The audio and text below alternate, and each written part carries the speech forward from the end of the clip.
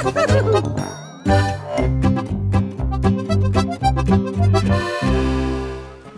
eine Apfelschorle für die Dame. Danke. Ein Weißbier für den Herrn. Dankeschön. Darf schon was zum Essen sein? Nein, wir haben noch gar nicht in die Karten geschaut. Momentan bitte noch. Ich komm dann gleich nochmal, gell? Schon recht, ja. Musst jetzt du Mittag schon ein Bier saufen? Müssen nicht, aber Herrschaftszeiten. Ich hab's nicht erlesen. Ich hab mein Bründing lassen. Hast du deine dabei? nein, aber ich weiß, was da hilft. Ja, das hilft ganz gewiss.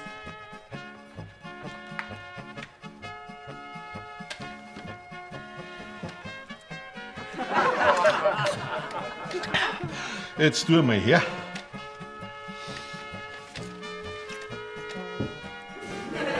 Jungschweinebraten mit Semmelknödel und Blaukraut, 9,80 €. Schweinsbraten. Tu mal her. Das gibt's doch nicht. Jägerschnitzel mit.